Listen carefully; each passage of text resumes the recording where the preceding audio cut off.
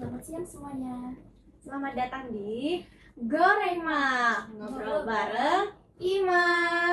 Sebuah ruang dengar di mana Ima akan berbagi wawasan, pengalaman, dan perspektif menarik mengenai berbagai isu dan topik keuangan. Pada episode kali ini kita akan membahas perkembangan dunia keuangan dan akuntansi khususnya pada era digital seperti sekarang. Saya Gladys dari Departemen Mediasi. Dan saya Akila dari Departemen Keakuntansian. Dan hari ini kita akan mengangkat topik mengenai digital accounting atau akuntansi digital. Nah, dalam pembahasan kita sehari-hari itu akuntansi sudah masuk ke dalam jalur teknologi. Sudah hadir bersama kami juga hari ini Profesor Dr. Grace Teresia Pantoh, SEAKMSICA. Bukan salah satu dosen di fakultas kami yaitu Fakultas Ekonomi dan Bisnis Universitas Hasanuddin. Selamat datang, Prof. Ya, terima kasih. Bagaimana kabarnya hari ini, Prof? Kabar baik. Saya dengar barusan saja dilantik jadi guru besar. Ya, Dikukuhkan menjadi kan, guru besar. iya, Dan juga mengangkat kemarin tema tentang sistem ERP yang Ya. juga sangat relevan dengan digital accounting. betul. Mungkin bisa dijelaskan mengenai apa sih itu sistem ERP secara singkat dulu, Ibu? Sistem ERP itu sebenarnya sudah ada dari era 70-an ya. Nah, cuma dia semakin berkembang ketika memasuki tahun 2000. 2000 kan dulu komputer itu dia hanya 2 digit kalau menulis tanggal tahunnya, khusus tahunnya. Jadi begitu kita tiba di tahun 1999, 2 digitnya itu kan 99. Kita beralih ke tahun 2000, dia menjadi 0. Nah, disitulah puncaknya ERP mulai berkembang ya, karena rata-rata perusahaan-perusahaan besar karena harus beralih ke sistem ERP yang lebih canggih, yang lebih integrated ya. Dan itu di tahun 2000-an ya, memasuki tahun 2000-an itu ERP mulai booming ya. Kemudian memasuki tahun 2010-an, 10 tahun setelah itu teknologi kita juga semakin berkembang kan ke arah digital ya, karena memasuki era yang namanya revolusi industri 4.0 ya, itu semua kan di era teknologinya menggunakan digital ya. Nah, karena itu sistem ERP itu juga mengikuti perkembangan ya, dia mengikuti teknologi yang semakin canggih itu sekarang ya. Pada prinsipnya ERP itu adalah suatu sistem yang mengintegrasikan seluruh fungsi-fungsi yang ada di perusahaan. Kan di perusahaan itu ada fungsi pemasaran, fungsi SDM, fungsi produksi, fungsi keuangan. Nah, itu dia integrasikan. Nah, awalnya itu hanya di bagian manufaktur aja, tapi sekarang perusahaan-perusahaan jasa pun juga itu sudah banyak, bahkan UMKM pun itu juga mulai menerapkan yang namanya konsep ERP, integrasi sistem itu. Oke. Nah, karena sistem ERP ini sangat berhubungan dekat sekali ya dengan akuntansi digital, yang mana di zaman sekarang itu teknologi mungkin sudah masuk ke semua ranah pendidikan yang ada di Indonesia ini, terutama di fakultas kita ekonomi ini akuntansi. Waktu semester 1 awal kita akan dipelajari mengenai akuntansi digital. Nah, menurut Akila sendiri akuntansi digital itu apa sih? Nah, akuntansi digital itu sebenarnya adalah praktik akuntansi yang menggunakan teknologi digital, mulai dari software berbasis cloud, otomatisasi pencatatan transaksi, mungkin sampai analisis berbasis artificial intelligence atau akrab disapa dengan AI. Jadi kalau dulu akuntan itu harus duduk berjam-jam untuk input data manual, sekarang itu sudah tidak perlu lagi. Sebagian prosesnya itu sudah bisa diotomatisasi. Nah, bukan cuma soal mengganti manusia dengan mesin sih sebenarnya guys, tapi gimana caranya supaya akuntan itu lebih efisien dalam menjalankan tugasnya dalam sehari-hari.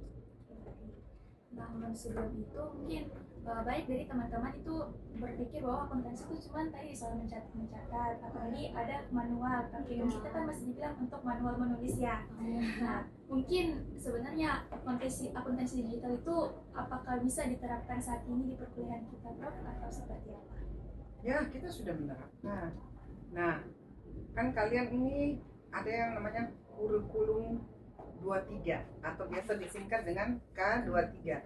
Itu sebenarnya sudah kurikulum digital ya, hanya mungkin karena keterbatasan SDM dosen juga, jadi belum banyak yang terlalu menjurus ke digitalisasinya ya. Tapi sudah diajarkan. Kalau di pengantar yang di semester 1 kalian dapat, itu memang basic yang diajarkan, belum pakai teknologi.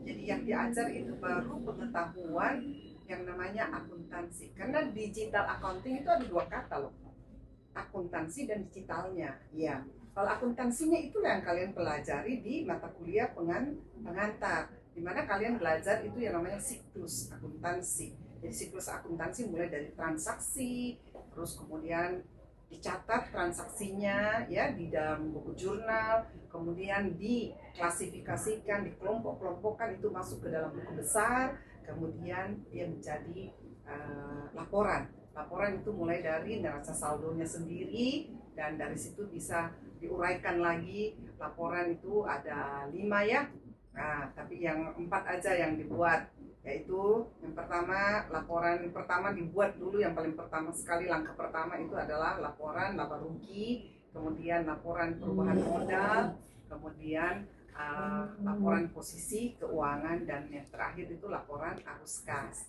Dan untuk melengkapi seluruh laporan ini, itulah yang disebut dengan CALK, catatan atas laporan keuangan. Nah, itu akuntansinya yang kalian pelajari di pengantar. Sedangkan digitalnya itu berarti apa? Coba kalian sekarang pakai apa sekarang? Yang selalu kalian pegang-pegang? Handphone. Itu berarti Anda sudah pakai apa? Iya, sudah digital. Kalau dulu-dulu handphonenya analog kan tidak ada WA-nya, tidak. Sekarang kan waduh, kalau tidak bawa handphone rasanya aduh, ada yang kurang, sepertinya ada yang tertinggal, sepertinya dunia kok jadi kayak iya ya gitu ya. Nah, kalian juga kalau ke kampus tidak punya transportasi, kamu pakai apa? Gojek. Iya, itu kan juga adalah perusahaan-perusahaan yang sudah menggunakan digital. Iya, jadi akuntansi secara umum manual itu perlu dipelajari. Di dalam praktek akuntansinya di laboratorium itu juga kalian perlu. Kenapa perlu? Supaya kalian tahu proses yang harus dijalani untuk akuntansi. Tapi menggunakan teknologi tentu akan lebih bagus, lebih enak, lebih efisien ya. Tidak capek juga kan? Nah, kalau salah kan tidak perlu pakai ini ya. Nah, itulah yang namanya kita menuju ke arah digital. Sebenarnya kan kalau dipikir dulu zaman saya ketika kalian masih mahasiswa, saya masih mahasiswa seperti kalian, itu kan zaman dari manual menggunakan teknologi. Iya, tapi teknologinya belum secanggih sekarang. Jadi itu juga ada transformasi dari manual ke komputer. Nah, sekarang juga terjadi transformasi, yaitu dari komputer yang single itu, itu dia menjadi digital, by cloud lah dan seterusnya itu kan. Ya, itu sudah lebih canggih teknologinya karena kita sudah masuk revolusi industri 4.0. Kalau implementasinya di berbagai bidang, misalnya boleh dicontohkan lebih akrab? Auditan mungkin atau dalam pelaporan? Maksudnya akuntansi digitalnya? Iya. Oh, akuntansi digital semua kemana-mana kok. Ya, jadi tergantung. Intinya kan sebenarnya siklusnya dulu. Siklusnya itu adalah mulai dari pencatatan sampai laporan, ya kan? Itu adalah memang sudah pekerjaan akuntansi itu, ya. Dan ini karena dia sistematis begini, ini sangat mudah ini oleh digital, yang artinya bisa otomatisasikan gitu ya. Nah, kemudian kalau kita mau mengaudit, kalau yang awalnya ini kita dari transaksi ke laporan, mengaudit itu dari laporan ke transaksinya. Jadi mengaudit itu mulai dilihat dianalisis item-item yang ada di laporan keuangan, dilihat kasnya, lihat utangnya, lihat persediaan, semua dilihat ya. Kalau di bagian laporan laba rugi, penjualannya bagaimana, baguskah, besarkah, kecilkah, biaya apa yang paling besar di antara biaya-biaya yang ada, dan kenapa dia besar. Itu kan semua dianalisis. Jika ada yang diragukan, ya, kalau kita mengaudit kan itu kita mau lihat juga nilai-nilai yang ekstrim gitu ya. Nah, itulah yang ditelusuri sampai ke transaksinya, ke buktinya. Nah, itu satu contoh ya. Nah, itu juga bisa diterapkan secara digital semua. Jadi kalau pencatatannya menggunakan digitalisasi, ya tentu juga mengauditnya juga secara digitalisasi ya. Begitu. Nah, tadi yang digital accounting-nya tuh kita menganalisis secara digitalisasi, karena audit juga sekarang sudah mulai digitalisasi. Nah, kalau misalnya memakai AI atau software seperti itu, kan mungkin teman-teman juga pasti berpikir ini software kayak begitu ribet digunakan. Terus bagaimana caranya kita mengakali hal seperti itu? Nggak ribet, itu kan sudah masuk di dalam programnya. Iya, jadi dia membantu kita. Misalnya ya, ini AI-nya itu membantu tampilan laporannya itu sudah ada. Terus dari laporan itu AI juga bantu kita untuk menganalisis mana ini yang kurang, maksudnya yang perlu kita perhatikan, kenapa dia besar, kenapa dia apa, itu nanti dikasih tahu oleh AI. Ya sebenarnya tidak ribet, ya. Dan itu kita tidak, kalau kita accounting kan kita pemakai, kita bukan pembuat kan, kita ini bukan orang teknik ya. Ya, jadi perlu pisahkan. Akuntan itu dalam hal tugasnya dia adalah membuat laporan keuangan. Nah, program itu dibuat oleh orang teknologi, orang IT. Nah, orang IT itu punya tanggung jawab untuk bagaimana memasukkan itu yang namanya AI di dalam software itu. Jadi otomatis sudah langsung jadi, maksudnya tidak perlu lagi, tidak ribet, malah enak, cepat, langsung jadi laporan dan kita bisa lihat juga petunjuk-petunjuk dari AI. Ini ada nilai-nilai yang ekstrim, nilai ini, ya, itu sudah bisa model grafik, bisa model dashboard dan segala macam, sudah dapat informasinya. Ya, Tergantung mindset lagi. iya, jadi kita itu harus berpikir teknologi, bisa juga menggunakan teknologinya. Iya. Nah, sekarang kan mahasiswa sekarang tuh bingung nih Bu, sebenarnya mau mengakrabkan diri sama digital accounting itu dari mana? Mungkin ada saran nih Bu? Nah, sebenarnya kalian semua sudah apa ya, sudah biasa pakai itu Gojek, pakai digital ya kan. Ya mungkin hanya kalau yang berhubungan dengan akuntansi, ya itu ada mata kuliahnya kan, digital accounting ada mata kuliahnya. Jadi kalau di pengantar kita nggak pakai komputer, tapi digital accounting itu harus pakai komputer ya. Nah, ini ada kerjasama yang baru dilakukan oleh Fakultas Ekonomi itu menggunakan Accurate. Iya, ya itu dia pakai itu. Tapi ini kami juga dosen baru mau dilatih. Nah, kalau sudah latihan baru bisalah kami juga, karena kan tugasnya dosen itu adalah belajar. Setelah belajar kan mengajar. Iya, jadi kami harus dilatih dulu, baru diajarkan kepada adik-adik. Nah, itu sudah ada. Jadi caranya ya nanti di mata kuliah digital accounting, kemudian juga ada beberapa mata kuliah yang bisa digunakan ya, misalnya mata kuliah ERP, nah kemudian mata kuliah sistem informasi akuntansi, ya itu kan semua bisa menggunakan ini. Hanya memang penekanan kalau di mata kuliah digital accounting itu jelas sekali bahwa sepenuhnya selain konsep yang kita pelajari, kita juga mencoba menggunakan aplikasinya, ya begitu pula dengan mata kuliah enterprise resource planning, itu semua mata kuliah yang sudah tingkat lebih tinggi ya. Tapi dapat digitalisasi dulu baru dapat ERP. Digitalisasi dengan sistemnya, sistem informasi akuntansi itu didapat di semester yang sama. Nah, tapi sistemnya lebih kepada SOP ya, kalau boleh dikata demikian, sistem dan prosedurnya, sedangkan digitalisasinya sudah lebih kepada bagaimana penggunaan teknologi itu di akuntansinya. Oke.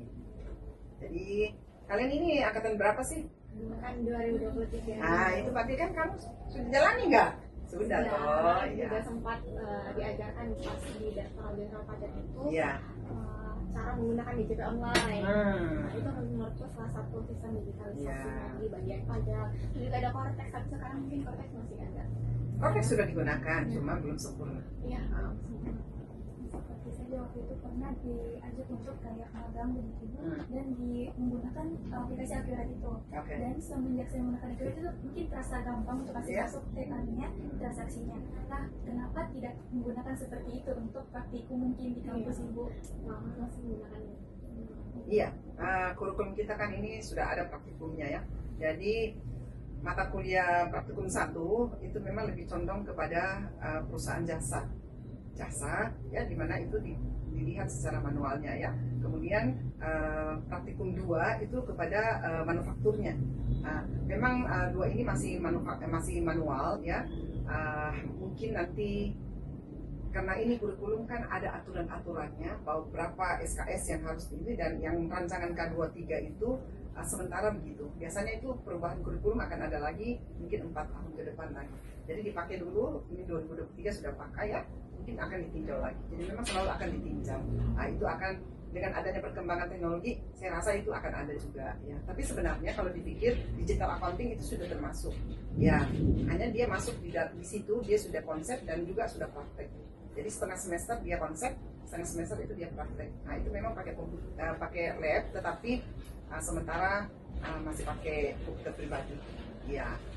Sedangkan enterprise resource planning itu juga menggunakan laboratorium. Jadi setengah semester pertama itu konsepnya, setengah semester terakhir itu bisa pakai laboratorium. Ya. Dulu kalau yang lalu itu pernah ada kerjasama dengan pihak ketiga ya itu disebut game simulasi bisnis ya, namanya Munsun, dan itu kakak-kakakmu itu sudah pernah ke Hong Kong ya, dan lumayan ada dapat ya boleh dikata kayak hadiah spesial untuk mereka. Dia tidak juara 1, 2, 3, tapi dia spesial, dia sebagai juara engagement atau apa lupa saya namanya ya. Nah, mereka dapat hadiah juga, dan itu kok di Hong Kong ya. Hanya sayang agak putus kerjasamanya. Mungkin nanti berikut lagi ada kerjasama, nggak tahu. Tapi yang akurat ini saya dengar juga ada juga di punya kerjasama itu, yang mungkin saja adik-adik juga bisa berkompetisi atau gimana ya. Semoga nanti kami berkesempatan juga. Ya, amin.